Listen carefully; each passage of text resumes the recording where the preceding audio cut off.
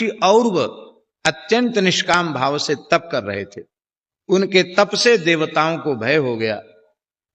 शंकर जी वरदान देने गए, ब्रह्मा जी वरदान देने गए, उन्होंने सुना ही नहीं, किसी को चाहिए नहीं कुछ तो क्या मांगे। अंत में देवताओं के ऊपर संकट जान करके, संकट क्या था, देवताओं को यही भय सवार रहता है कि ये कहीं हमारे ऊपर अधिकार न जमा ले, अधिकार की लड़ाई है। तो शंकर जी से प्रार्थना की। शंकर जी ने कहा ठीक है, हम समझाते हैं उनको, तप से विरत करते हैं। शंकर जी आए। उसी समय महात्मा औरव अपने देवाराधन के लिए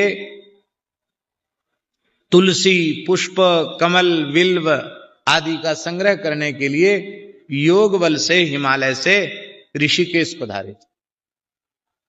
तो शंकर जी ने उनके आश्रम को अपने तीसरे नेत्र से देख करके दग्ध कर दिया, जला दिया। आश्रम दग्ध हो गया।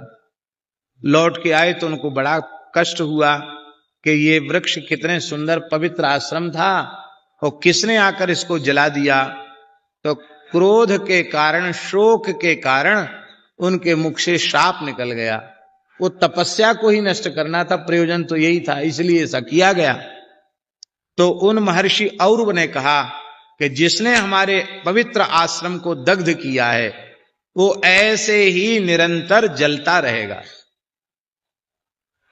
उसकी दाह कभी शांत नहीं होगी, उसके भीतर जलन होती रहेगी। मुख से वाणी निकलते ही कैलाश में विराजमान भगवान शिव, उनका सारा शरीर जलने लग गया।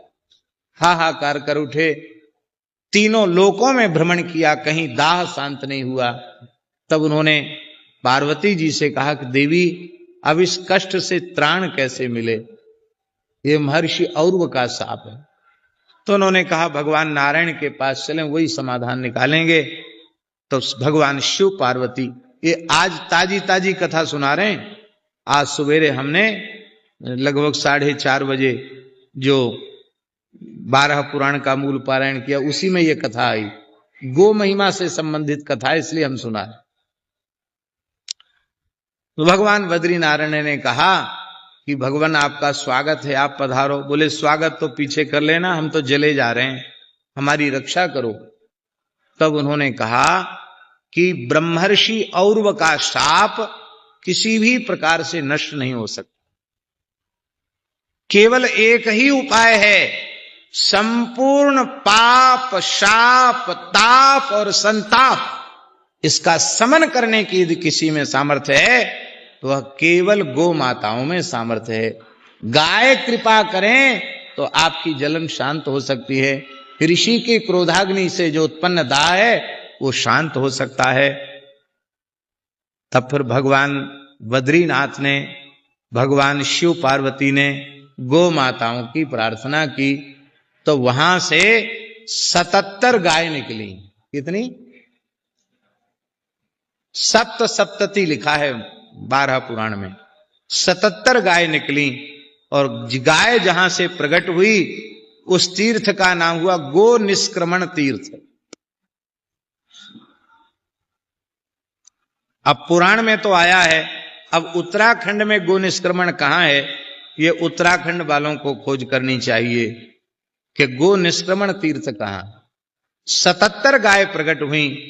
उन गायों को भगवान शिव ने प्रणाम किया और वे गो माताएं भगवान शिव के ऊपर खड़ी हो गई और सबने अपने थनों से दूध की धारा बरसाना आरंभ किया।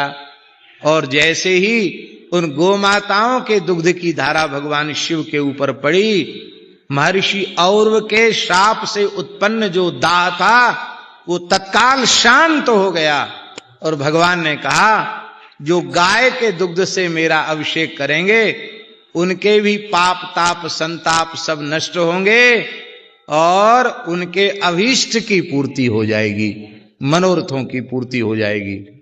पर भैया हाथ जोड़ के प्रार्थना, भी श्रावण आने वाला है तो पूरे देश में लोग शंकर जी का अभिषेक करेंगे, पर पन्नी वाले दूध से मत करना, अमूल फमूल डेयरी जो है उनके दूध से मत करना, सिंथेटिक दूध से मत करना।